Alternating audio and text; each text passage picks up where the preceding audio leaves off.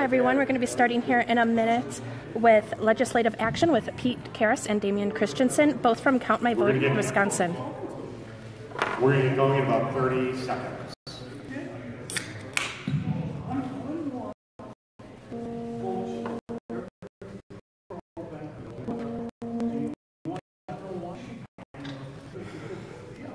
The reason is, politically, is she's a sure bet.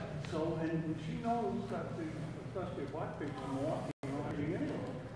So she can vote against their interests, and she's guaranteed to get elected. So you don't think the banking lobbyists know that? The banking lobbyists probably have about 20 Democrats like that in the House. They know that they can count on it because those Democrats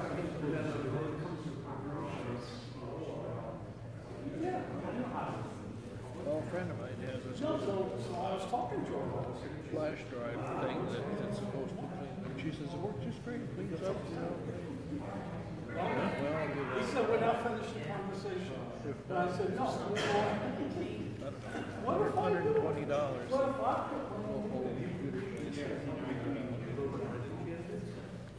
Give them tired. Again, we'll get started here in just a moment. We're at the Voter Justice and Democratizing Elections Conference in Milwaukee, Wisconsin. Count My Vote and Election Integrity Recount 2016 are putting on this conference.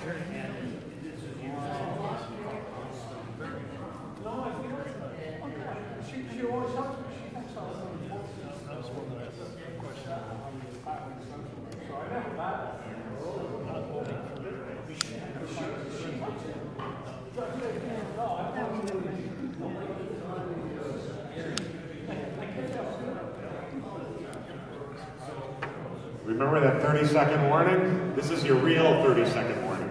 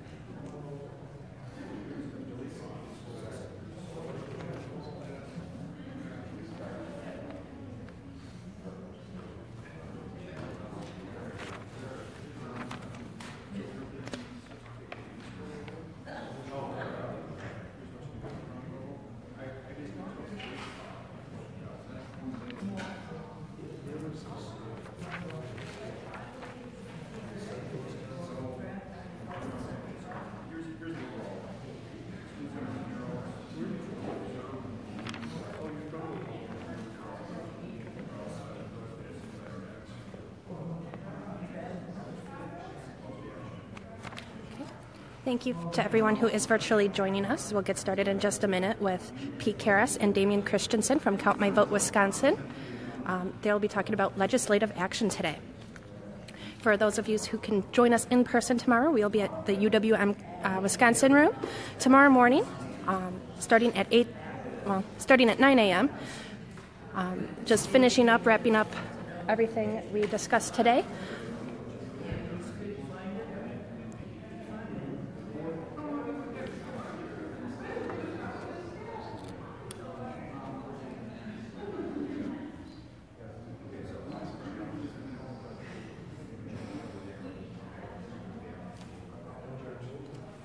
Down to 30 seconds. But what was that? Can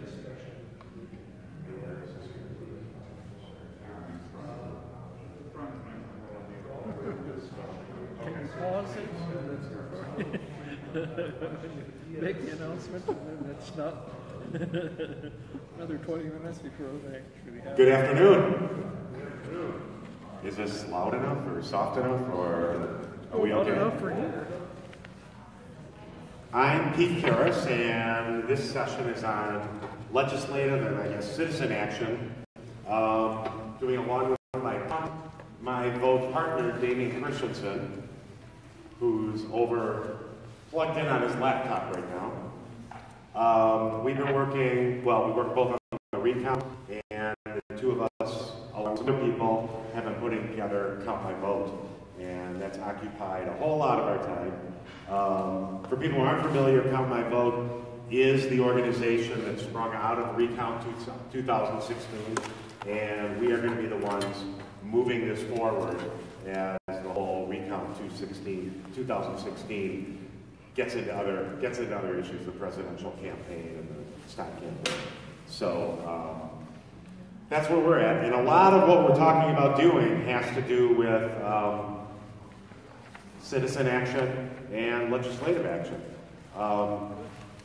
One of the things we've been talking a lot about, and it really doesn't have to do a whole lot with the recount, but is voter participation. And what we can do, especially on a local level, maybe a state level, to encourage more people to vote.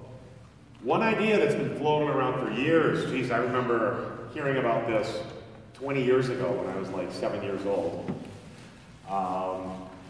from the National Youth Rights Association, was opening up municipal elections. In Wisconsin, municipal elections are April. So you have a February primary and an April election for nonpartisan races. So you have city council, you have town board, you have county supervisors, who am I missing? Mayors. Judges.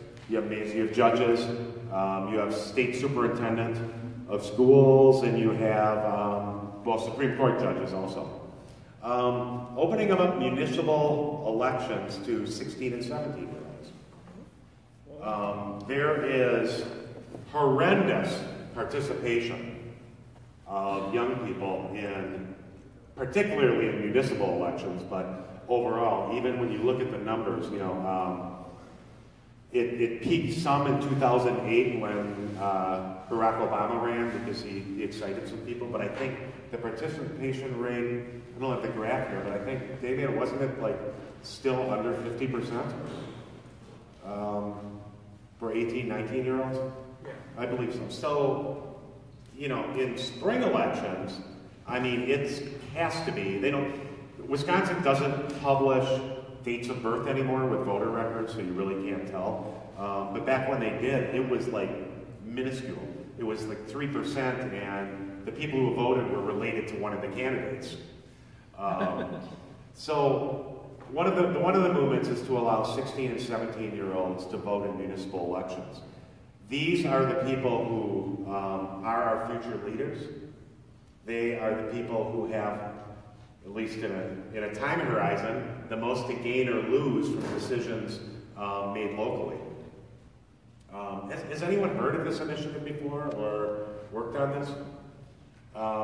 Some states, there's actually been legislation that was introduced. It's never been introduced in Wisconsin. But it would take it would not, in Wisconsin, it would be a legislative change and not a constitutional change. So there are several,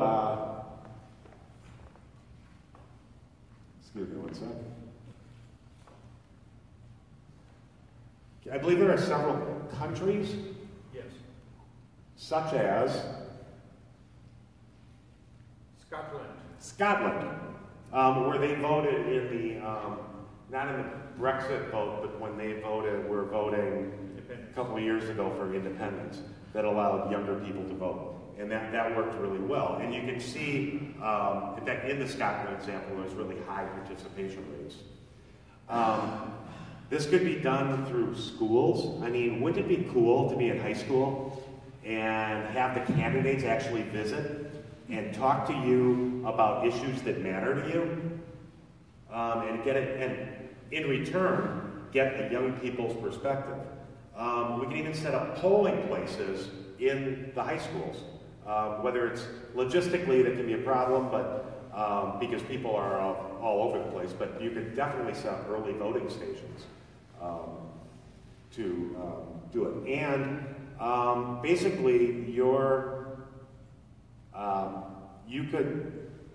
it's basically a big civics class, which I'm not even sure they teach in high school anymore. Civics, I guess you have to take what? Do you even have to take American government? Or state and local government, or I'm not sure exactly where that whole civics thing fits into the curriculum. But so it's worked internationally. It's been proposed quite a bit. I think that a lot of this, in order for it to change, it would be really cool for municipalities to put it on the ballot and ask whether as a referendum in an April election, and also get kids, young people involved in that whole referendum process, lobbying for it. You know, anything to get out of math class. So, what am I missing, Damien? On the 16th, 17th. So, well, one of the whole things that kind of brings this to light, one of the things that really brings this to light is, feel free to come on and move up closer instead of, so we don't have to feel like we're projecting all the way back there. If you're coming to come join us, if you want, is well, Omar, feel free to come on up if you want here. So one of the issues is 70 people, young adults, voted as 16, 17-year-olds, 17-year-olds, back in the presidential election, in the primary in this state. And so they found out about it because they were 17. In other states, if you're 17 but you're going to turn 18 by the general, you can vote in the primary. That's not the case in Wisconsin. But again, social media being flat, and it's hard to necessarily know all the individual nuances. 70 young adults accidentally voted, and they thought they had the rights to. What ended up happening is they actually referred this back to the state's attorneys of the local different counties, and some of them basically said, oh, well, that was stupid, don't do it again. But obviously you won't do it again because you're going to be 18, so don't worry about it. Because there's a part of this that's like it self-resolves itself for them.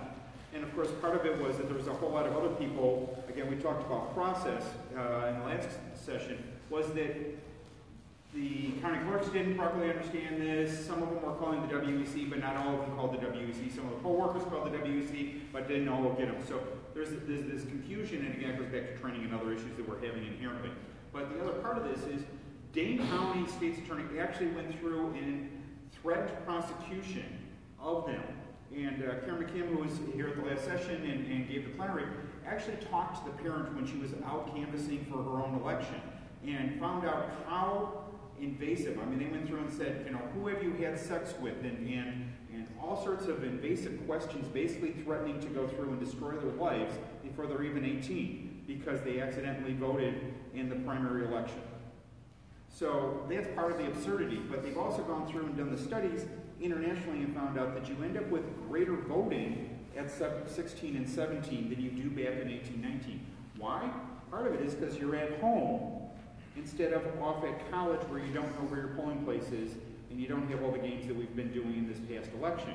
You have to go through and get an actual voting card. You can't use, like, for example, if you have an Illinois driver's license, so if you're down in Chicago and you go to UWM, you can't vote without going through extra hoops, even if you're registered here and not there. Now, so rhetorically, I'm sure you're going to be attacked by, well, these aren't adults, they're not smart enough, so what's the risk? I mean, I think yeah. Be a captain in war at 14 and run a ship a couple hundred years ago, but what's your argument, your reply?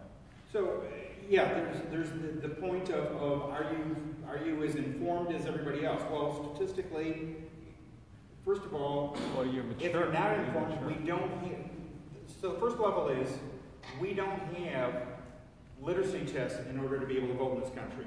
We made that illegal 50 years ago. We don't have, you have to be this smart in order to go through and do it. You have to be this informed about it.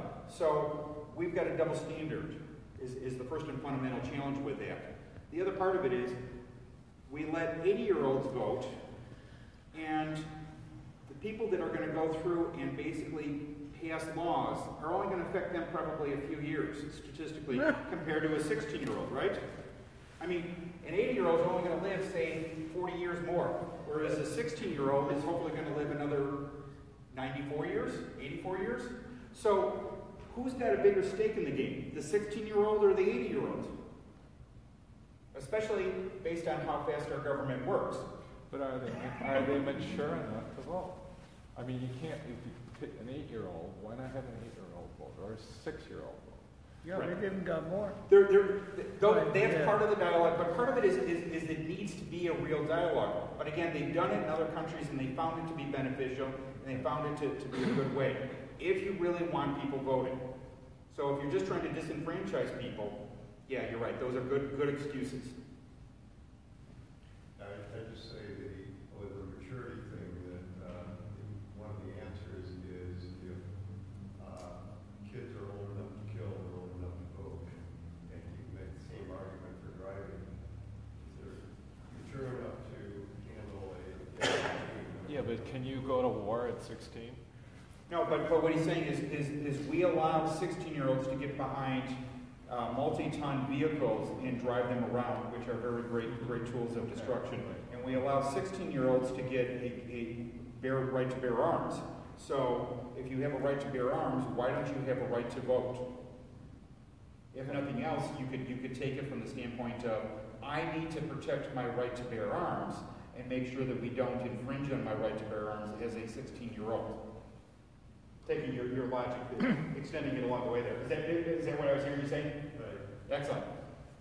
It's not just a matter of maturity, though. It's a matter of knowledge. You just said, that they don't teach civics. I know, well, I was a substitute teacher here until recently. And, yeah, they do have the civics. It's part of another mass course. They get a little bit of, yeah. And so I was substituting I'm not sure what the title of the class was, but it had to do with sociology. And the topic of socialism came up, and I asked them, somebody give me a definition of socialism. They didn't have a clue. Did not have a clue. But how many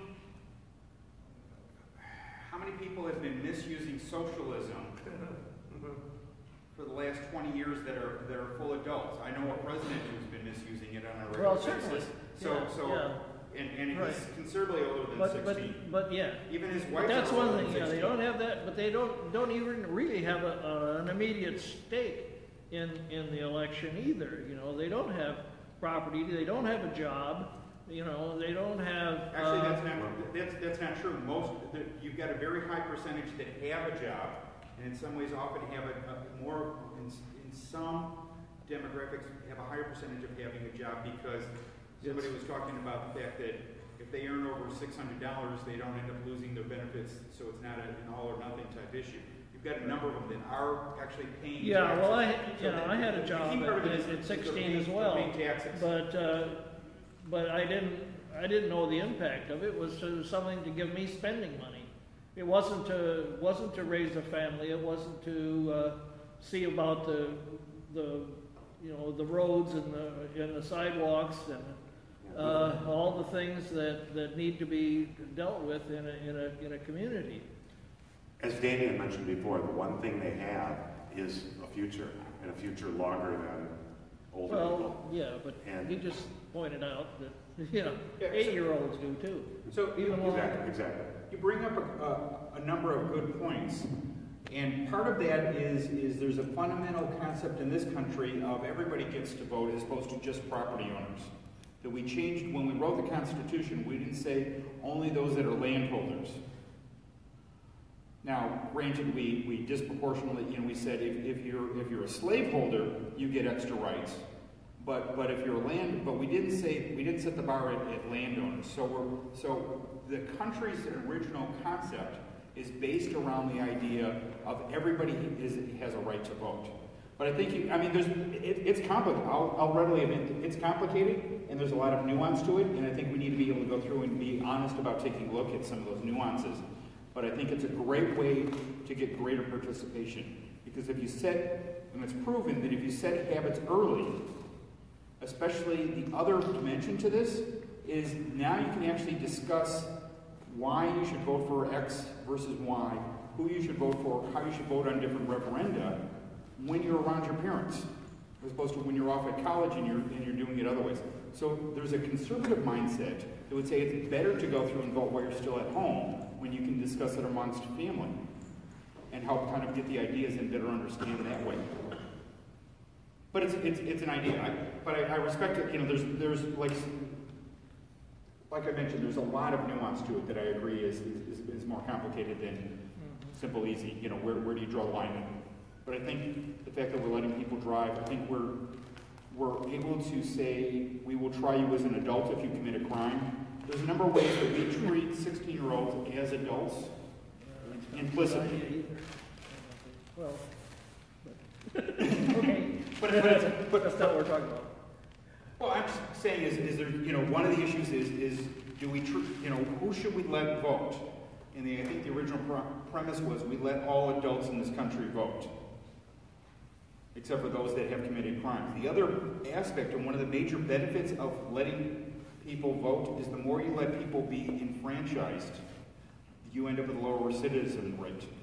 So having people that have voted, it seems like a strange thing, but they went through and studied and recognized that one of the benefits is people that have a stake in the game feel more like they have a stake in the game and act accordingly. So when you end up with people that are able to vote, then they will end up acting more like proper citizens because they feel like they are a part of the system instead of having to feel like they're working against the system. So there's a greater alignment with it, which is another area of trying to expand how we get more people to vote, which is to open it up and let past felons have greater voting rights along the way there. Larry, did you have? Oh, I was just going to say, socialism, the public ownership of the means of production and exchange, in case you were wondering. Thank you. No problem. Damian brings up a good point with convicted felons too. Yes. Can I ask a question? How does the convicted felon? What is the ruling now? Is it different by state? Yes. In Wisconsin, convicted felons cannot vote unless they are pardoned. Unfortunately, in order to be pardoned, you have to go through the Pardon Review Board, or it's called something like that, of which Governor Walker has decided not to appoint, because then pardons would be given to convicted felons. So it's virtually impossible right now to get a pardon in the state of Wisconsin, and it has been for several years. The Green Party was somebody who wanted to run for school board. Convicted felons cannot hold elected office, and went and tried getting the pardon and ran into this dead end. Now, this is something that happened when this person was 18 years old, and they're a little bit older now, and there's no way that they can run for office. So, unless we have a new governor or Governor Walker chooses to appoint this board, there will not be any pardons in Wisconsin. Is that true for incarcerated persons as well? They're not able to be pardoned? Yes, if they're incarcerated and convicted of a felony, they cannot vote, they cannot be pardoned. And you said there will be a pardoning board that has to be passed? A pardoning board has to be created? Yes. I'm not sure what that's called. I think it's the Wisconsin Pardon Board or something. Pardon me if I'm incorrect about that name. Is this a change? Because I was canvassed and they gave me a little pamphlet about getting felons getting the right to vote, and it was an area where they knew there were a number of felons, and I did have to talk to them. And at that time, and I'm bad on years, but it was within the last 5 years, you just had to go through probation and get off your papers or whatever the heck that meant. But the point is, they could eventually vote. Okay, and there was no issue of getting pardons. Oh, so it did not show that you had to get a... No, you did not have to get pardoned. Okay, my understanding is... Barb just repeated what I just said in the other room. I don't know if she's in this room now. So I'm just, maybe you're right, and it's a change, I don't know. Well, I know this from working with the candidate the potential candidate who wanted to run, and the research that we did. And what I was told is that it had to go through, the governor has to issue a pardon. And in order for someone to vote or to run for office. And that the governor has refused to appoint a commission and is referring everything to the commission that he has not appointed anybody to. I will definitely research that to see if there is it is different, but that's what we learned. In fact, there was a whole website dedicated to that. I wish I could remember the name of it. So I read it online, so it has to be true. But it was a good study. There are states where you can actually be in jail and still vote. And then there's others where you just can't be part. I mean, there's, you're disenfranchised for life.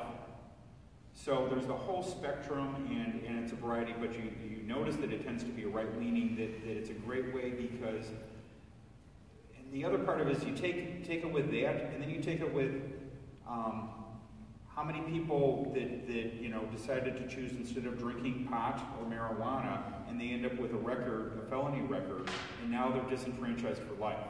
So there's this whole disenfranchised, and that's actually a whole another group that's looking at that closer.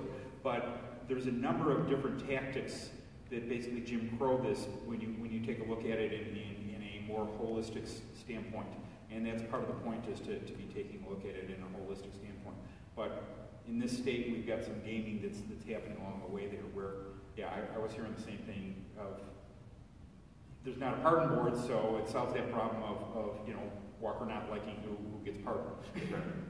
But I don't know if that's current or not, sorry. Yes? Fellows has pointed out that the issue of felons not voting is widely recorded in a lot of states where they do have the right after they get out of prison to vote. It's widely reported that they don't have that right. So a lot of them believe that they don't have the right, so in fact they do. So it's a tool of voter suppression. Right. Yeah, this information is another game that's regularly happening. And part of that is that, again, is we need to help promote, greater information. But that's a great point, is to say, it's along the dirty tricks.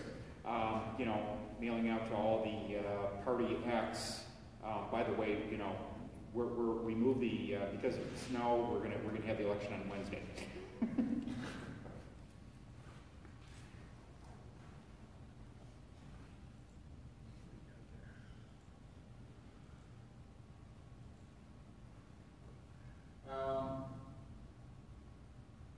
We were talking about why don't we jump down to the Racine Marinette example of what's happening there and what you were thinking about doing there.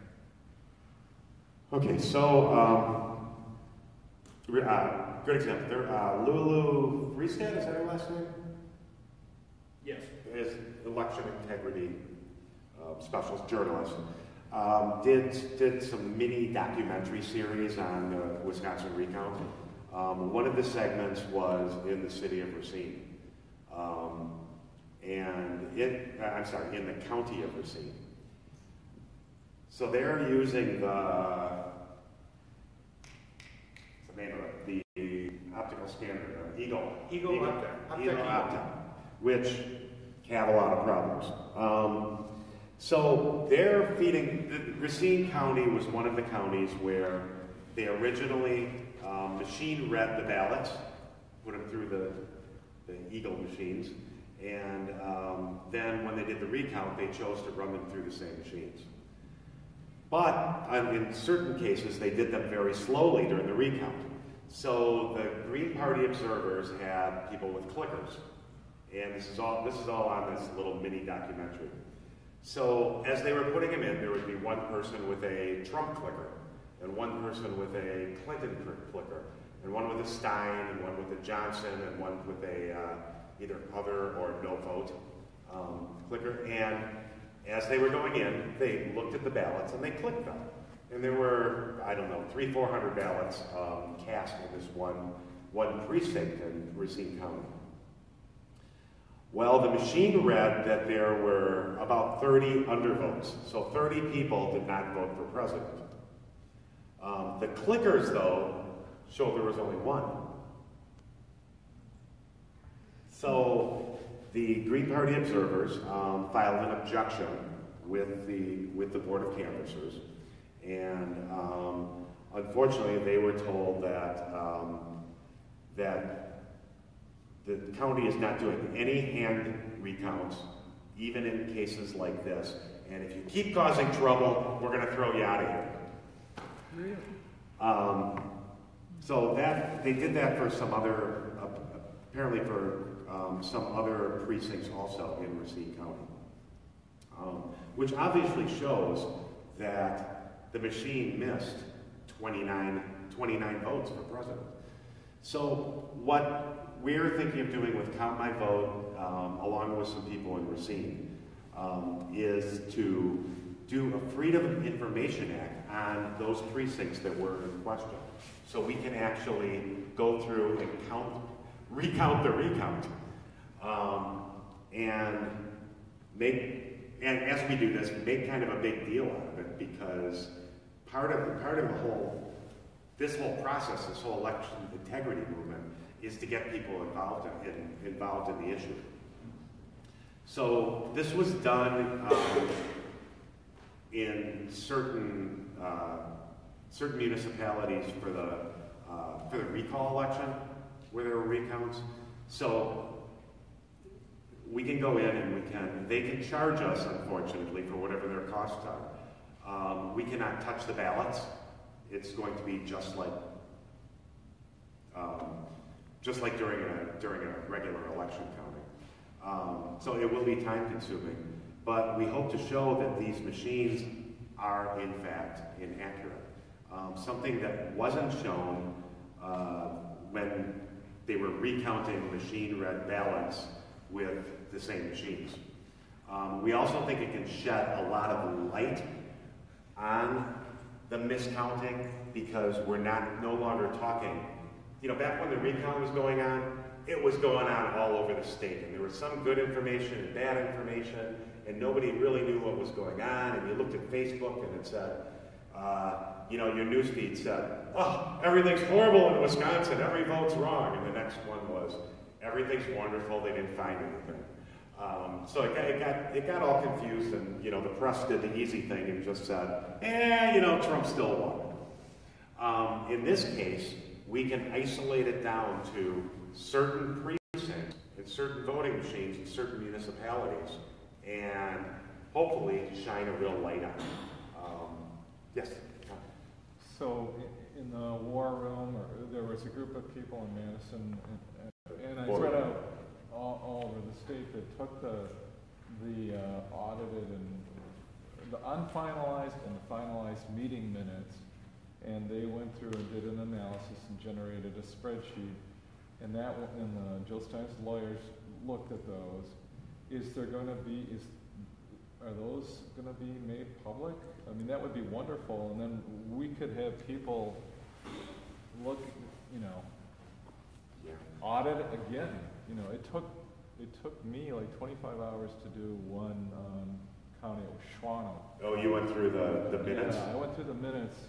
And my experience on the machines was, you kind of get in love with the data after a while, and your brain starts making these speculations. And my sense was the machines were pretty good, but they can't determine voter intent. So if somebody puts a mark a little bit out, if they circle the machine, the right thing for the machine to do is to not count it, because it's just following its rules. So then when I was lucky, there were human beings that looked at each one of those, and they actually corrected. They did the right thing. So they looked at all the undervotes?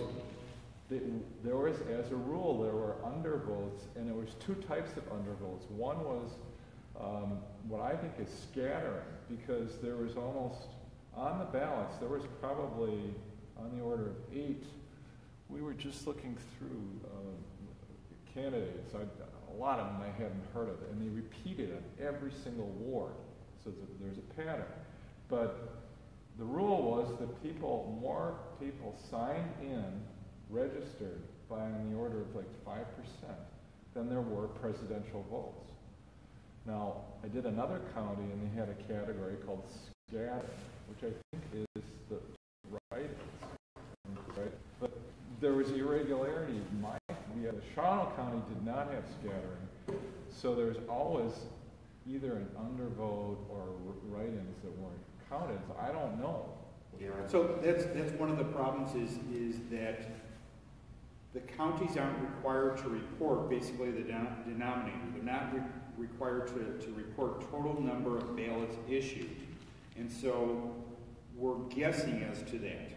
Some counties report it and some don't, like you said, as you go through. So one of the things is Karen went through and did analysis and found that it's like 0.96 on average is the scattering, which is kind of a variation of undervote, and there's different definitions, and that's part of the problem is some counties use different terms, even within the state, which is part of the problem of inconsistency. We went through, and you either end up with the 2.69% that the Optic Eagle scan basically went through and undervoted, basically did not count the ballots, or assuming that 0.96% typical undervote rate that we were seeing across the rest of the state, that you end up with a 1.74%. Now, we reached out to the county clerk a couple of times, and we haven't heard back from her. So we basically, and the email basically said, if we don't hear back from you by Thursday, 2 days ago, we're going to assume, and this is what we're putting in our report to tell everybody else, it's a 1.74%. Now, as Karen mentioned earlier, most of the undervotes is 0.96. Anything over 1% is really suspicious, because why would somebody go through all the effort, especially in absentee votes, to go through and vote with all the problems we have and not vote for the top of the ticket? Because that's usually what people have the most knowledge of, because that's what's being pounded at us day in and day out during the election season, as opposed to any of the other tickets along the way there. So that's the reasoning that we had there. But you're right, the big part of the problem is an inconsistency in how we do reporting. And so that kind of analysis, and you went through it, is you're like pulling your hair out trying to figure out what do they mean, because in one county that word has a different meaning than it has in another county. And you had all the challenges with one county, and me and Jen had the challenges of looking at, and Karen and a bunch of others sitting there trying to look at multiple counties and trying to go, well, what did you mean there, as opposed to what you meant over there? I'm sure they were responsive when you called them and asked them. Yes, thank you. Great straight man. So that's one of the changes. Now, just to give you kind of a coda on that, what the WEC in their quarterly meeting just last week, Karen said is as a footnote at the very end, they actually admitted that there's a problem because we went through and highlighted it in the 2 counties. And they basically said, we're going to go through and request that those machines not be used, that if they're using them, that any absentee ballots, because they're using a different kind of, they might not be using the right kind of ink, we need to go through and have them redone. Because we think the problem was they were using the wrong ink. We think. That's key, we think. Yes. Because they don't know. So we're gonna in 2 weeks, we're gonna run a test. It's called a live action test. This is bizarre. What are you talking about? Ink? Where? Because the scanners can't read almost every scanner out there can't read is blind to a certain color. Oh, so the pens were So somebody was using a pen, and it could be that they were using a green pen instead of a red pen, because that's why you want to use black, because black solves the problem, because black is all colors. But almost every scanner at a scanner level is blind to certain colors. Otherwise, it can't differentiate. If it can see all colors, it has a real hard time with white on. It's a physics problem. I'm looking at the title of this workshop, and it says legislative action. Are we going to talk about that at all? Or? Sure. So actually, SB 102 is the biggest thing that we've been seeing here. So do you want to start with 102? The recount. Yes. Okay. So the pending legislation is that one senator and 2 people from the assembly, I believe, and 3 legislators, introduced all from the Fox River Valley. Introduced legislation to pretty much make it impossible to ever do a recount again. They said that, number one, that you had to be in second place to do the recount. So in the case of this last presidential primary, it would have had to be Hillary Clinton. Right. And you had to be within a small percentage of the vote. Is it 0.25%, Damian? Yes. 0.2, so the difference has to be 0.25% or less. So when you have 100,000 of people, 700,000 people voting in a statewide election for governor, that's not that many votes. What would it be, 70,000 divided by 4? You're looking at a difference of about 20,000 votes. Or less for a statewide election. Think of that on a smaller scale. When you're running, a mayoral race and there's only 6,000 people voting. Unless you're within only a few votes, you will not be able to request a recount. They also changed the financing. So if you do call for a recount, not only do you have to pay all the costs that the Stein campaign had to, which is the cost of the counties, but you also have to pay the additional costs of the Wisconsin Election Commission. Which is in existence normally and is an ongoing entity. So it becomes real easy to go through, especially if you have funny money in the executive branch, because it's an executive appointed, you've got the ability to start shoving extra dollars into that fund there. And so it's another way to game it. Yes. In Illinois, my understanding is that we just started our 100th session of the Illinois General Assembly, and legislation can be introduced basically in January and February, and then after that, there's no new legislation for the remaining 22 months of the session. In Wisconsin, how does that work? Because I know in the United States Congress, a bill can be introduced on any day of the session. How does that work in Wisconsin? That's the way it is in Wisconsin. So if a representative wanted to introduce a piece of election reform, they could do it if they chose to do it in July. The challenge would be for the majority party, who has the majority votes on the Rules Committee, to give it a hearing. Right. A lot of times bills are, legislature in, Podunk, Wisconsin, or legislator in Podunk, Wisconsin introduces the bill and it just sits there and nothing happens to it and nobody hears anything about it. Right. The thing is, we introduced the Illinois Ballot Integrity Act in 2007. State Representative Mike Bowman from the Quad Cities introduced it. And it sat in the Rules Committee for 2007, 2008. It was reintroduced by him in 2009. Sat in the Rules Committee for 2 years. The thing is, though, is that if you have, and this is my opinion, if you have a piece of good legislation, you could mobilize public support behind that legislation. Even though, so what we're hoping in Illinois is that with our Illinois Election Integrity Act in the House and the Senate, that we can generate enough public education, enough public awareness to put enough pressure and heat on our state representative and state senators, because there's a lot of education needs to go on, and if you have a specific piece of legislation, you can focus laser energy on that solution. So Karen suggested that if a piece of legislation were introduced that involved election system reform, that counter legislation would be introduced to make things even worse. Could you outline that scenario? Sure. That's the way, and I think Karen mentioned that the current Republican-controlled legislature only cares about one thing, and that is keeping control. Okay. They do not care about right or wrong. I mean, you can definitely make a case that the minority party also does not believe in right or wrong. But this is ridiculous. It seems like, and I'm trying to think of a recent example, but it seems like anytime any issue that just sounds like it makes sense comes forward, if it's going to hurt the ruling party, that they come back and they say, oh, you can't do that anymore. That's happened so many times in the last few years. Example? Anyone? Sorry.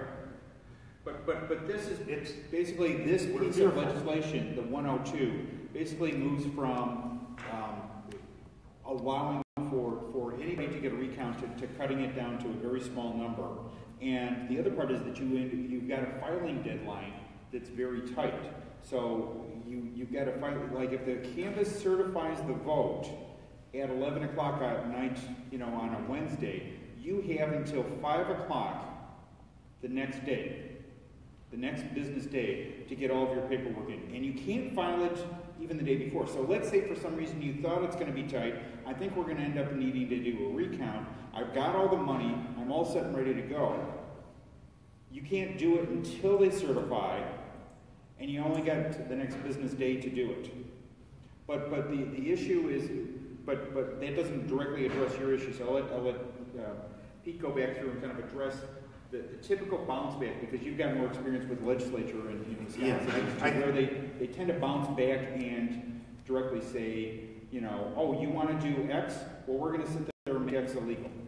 I thought of one. It's maybe not the best example, but we have direct legislation in Wisconsin, and which is Statute 920. Statute 920. You can put ordinance changes on the ballot. Basically change your municipal code. So kind of like California, only but it's restricted at a municipal level. And you used to be able to put anything on the ballot. You used to be able to put statements of conscience on the ballot. Back when the Iraq War was starting, there was the peace movement, and there was direct legislation in certain communities to put anti-war statements on. There was other ones that would put statements of conscience on which directly told Madison what the people thought about them. So that started getting used a lot. And then the legislature just said, oh, you can only do it for limited things. Okay, so they've also,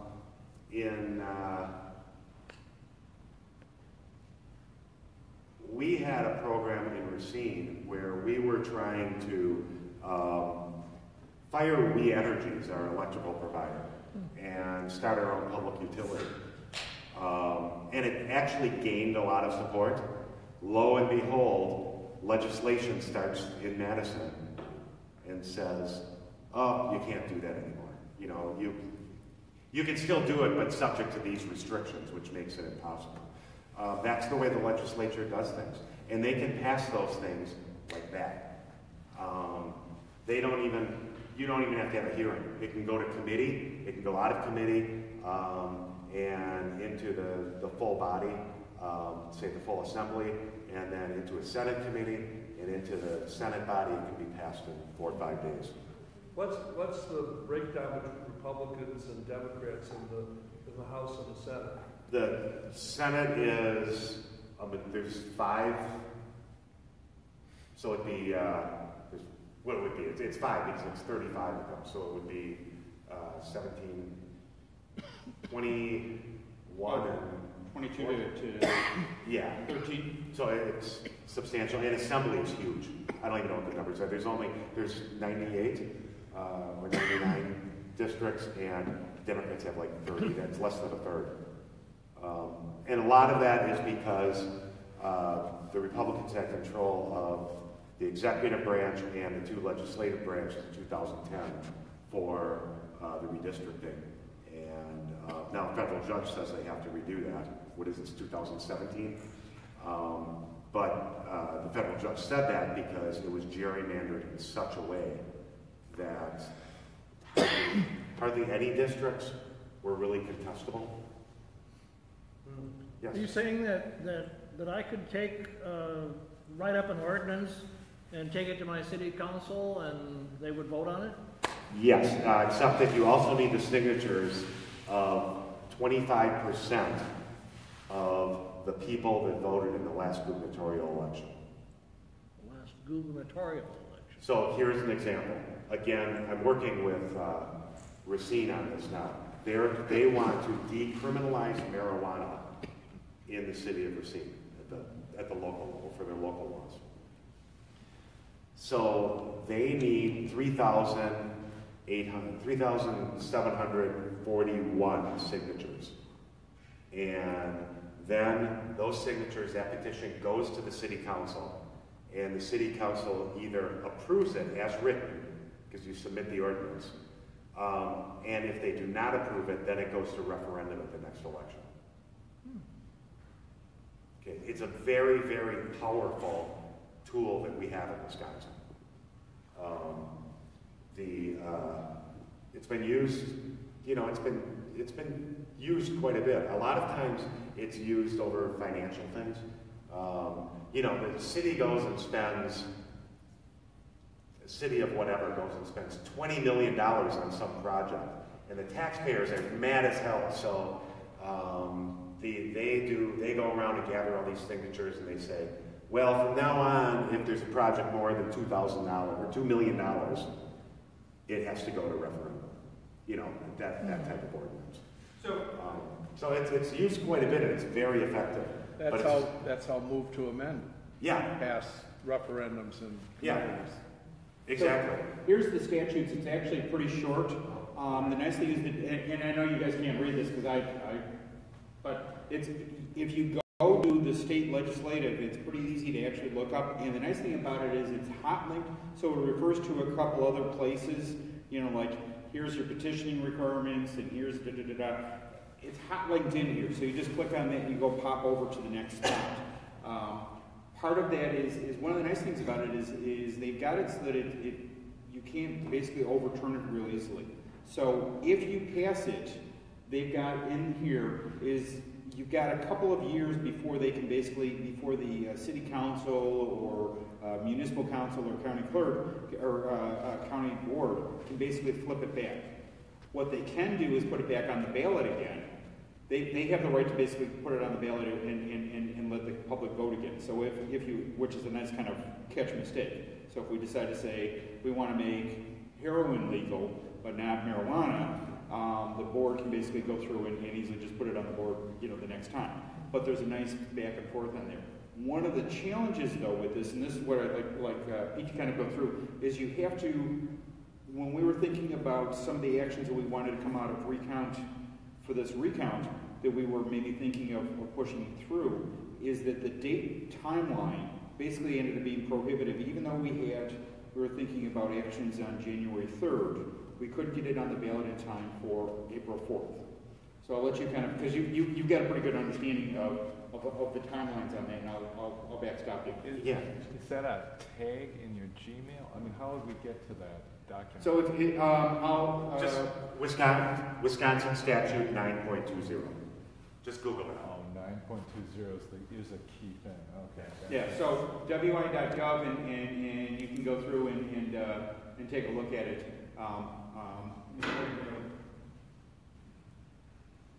Yeah, the timeline, I mean, it didn't work for us. We were about a week short, even under best scenario.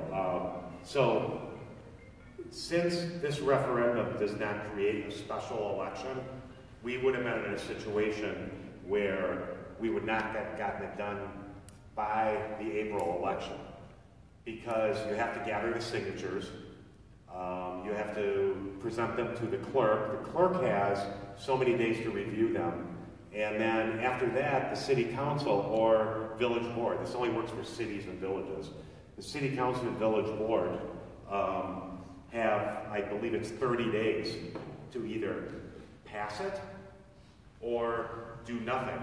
And if it does nothing, it goes get it to the voters. And what we were talking about would not have gone then on till the following election. Since there's no fall election in 2017, the next election would have been April of 2018. What we are talking about, and this came up this morning in one of the sessions, is using direct legislation to write an ordinance for certain municipalities that would require them to do best practices for counting votes. In other words, require them to do mandatory audits and all the things we've been asking for. And I think that's very doable. The challenge is going to be to write it to fit in with that municipal code for that specific municipality. But I think that's a great direct legislative action that can be taken. And I think that that's something that would pass. Because, I mean, polls show that everybody wants accurate elections.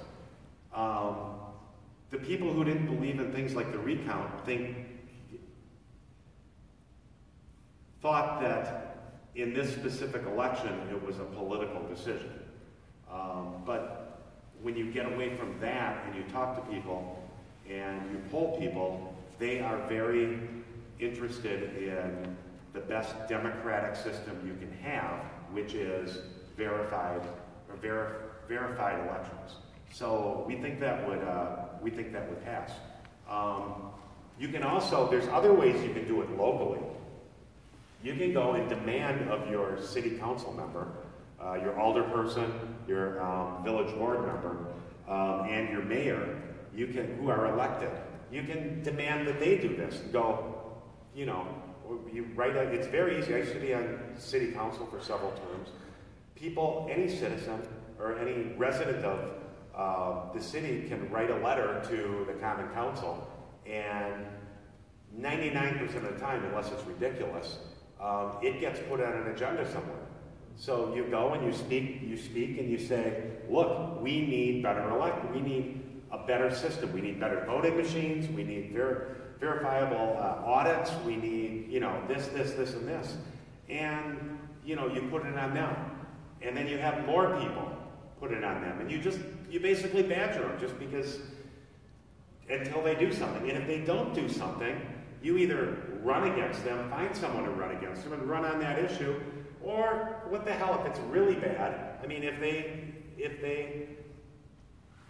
really don't get it, or maybe they do get it, but they refuse to push for a better processes, I mean, recall them.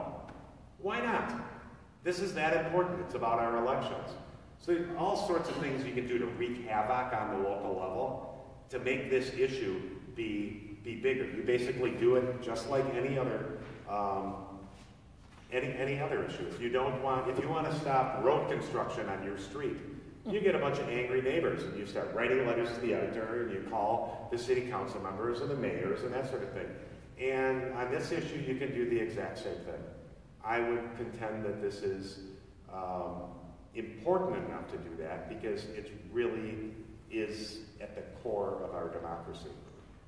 So a couple of things. One is there's the link to go through and find that statute. So it's docs.ligis as in legis, .wisconsin, all spelled out, .gov/statutes/9/20. I'm guessing it's as opposed to statute / like pending legislation or overturned or something else. So that's why it's docs.ligis legis.wisconsin.gov/statutes/9/20.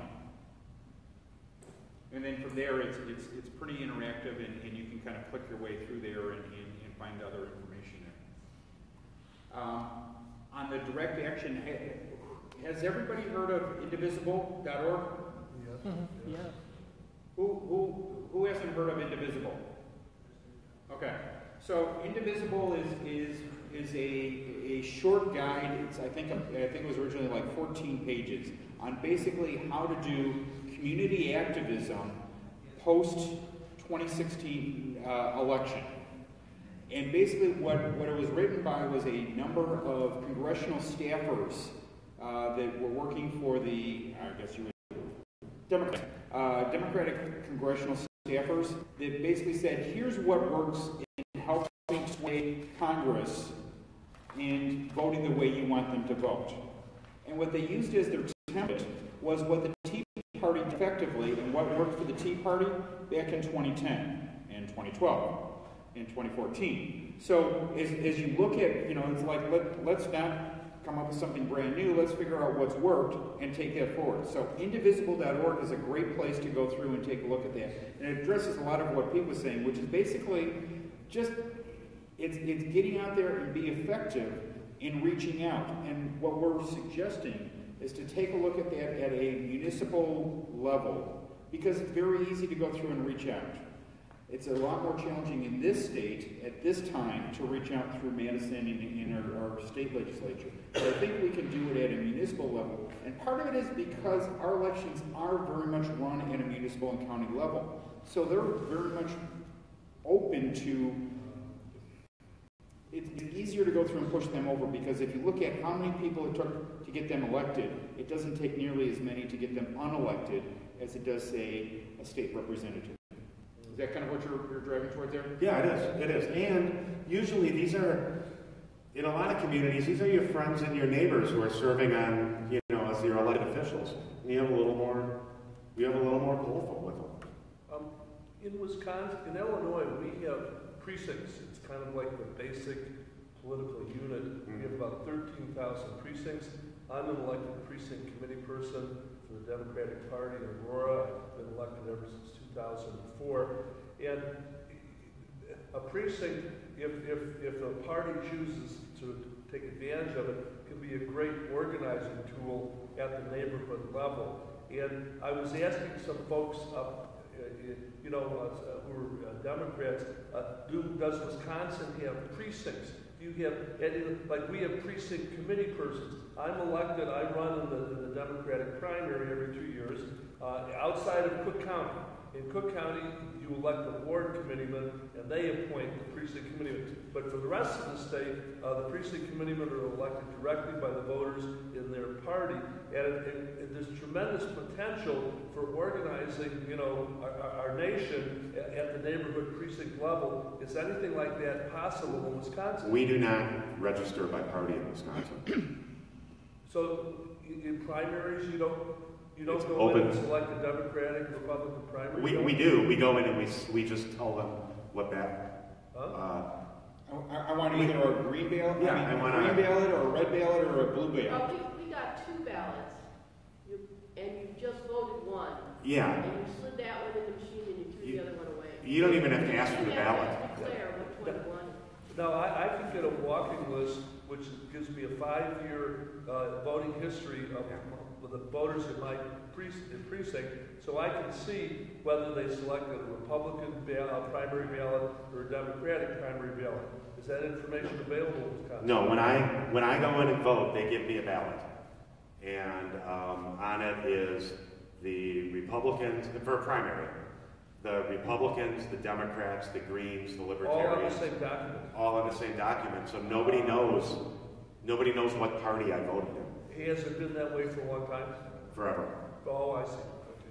Yeah, they took away our primary in 1984 because the Democrats made us go to a caucus because it didn't follow their rules. And then we sent them a box of cheese and they gave us our primary back the next time. Okay, thank you. But, Yeah, so it's completely, it's a completely different system. And it's unfortunate because it would be really nice to be able to organize by precincts. Yeah. Because you're at, even in higher populated areas, you're probably only looking at 4,000 or 5,000 people in a precinct. No, where we are, it's about 800 or 900 registered voters in a precinct. Oh. 800 or 900. Yeah. Right. Yes. My experience is we have wards, and the wards change from year to, the boundaries Every change. 10 years. So they don't seem to be that good in organizing. Well, it's our more like a precinct boundaries neighborhood. change too from time to time. The other thing about Wisconsin is they make it very expensive to buy voter lists now.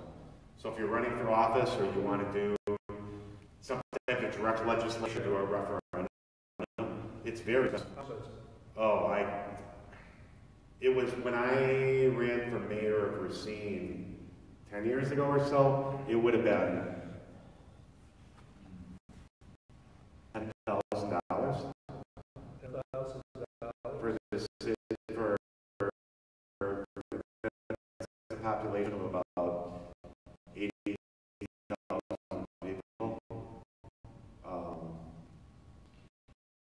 There's ways to my thinking right to the crook and say I'm doing research.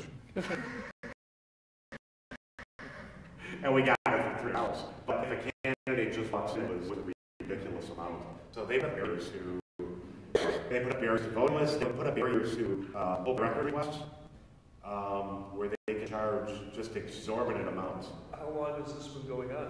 Well, it really escalated about the last decade. So before 2010. Yeah. They were raising the costs before 2010. Yeah, things changed a lot when, I'm trying to remember the year, when Peg Lutschlager was no longer Attorney General. When, I don't know if that's 2008, maybe? Was it after that? I'm not sure. But when she lost her election, things changed quite a bit. She was a big advocate for open records and but a lot of times municipalities will use that as barriers to giving away, to allowing the information, people to see the information. That's why I'm worried when we go and do all this. How My Vote does our open records requests for ballots, what kind of charges they're going to come up with for us. That's going to be... So, checks can be made payable to Count My Vote, Wisconsin, Inc. And if it's over $200, and we hope that it is, all our other donations were that high, please include your occupation and your employer.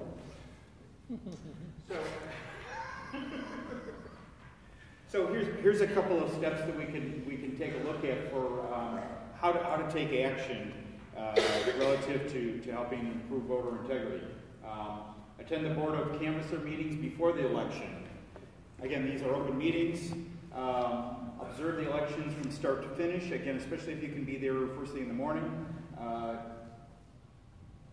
A lot of the actual training you can go through and take a look at online. So go through and take the election workers training, and you can go to elections.wi.gov. And then you have to kind of drill around there, but that's the WEC's website, so you can wander through there and take a look at that. Attend the open meetings for the pre-election testing of the voting machines.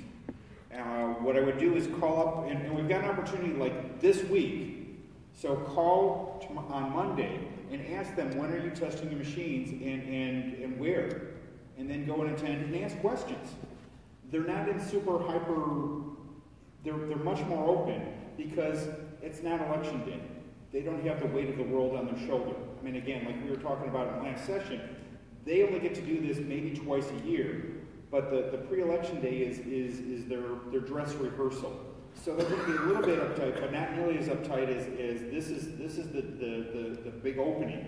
So go through and ask them, and ask them questions. Why are you doing it this way? Why don't you do more? Why don't you do this? And that's a great way to help drive them as well as to build a relationship, because part of the problem that we have is it's so much of this is us versus them, when we show up on election day.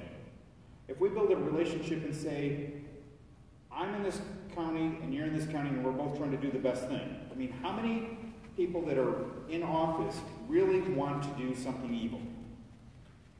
They may not do it the way you want them to, but almost everybody I've met doesn't want to do evil. They just do it the wrong way. So, did you flip that over, Tiffany, and flip that over and hit the button so it turns on? And then hit the button so the little lights come on. They are on. Okay, but it's still not doing the job. No, it's good. Okay, excellent. So go to the website and all the numbers for the elections get posted at the Wisconsin Election Commissions. So you can actually go through, and one of the things that we've all been doing, and the way we made this report is we just looked at the county published numbers.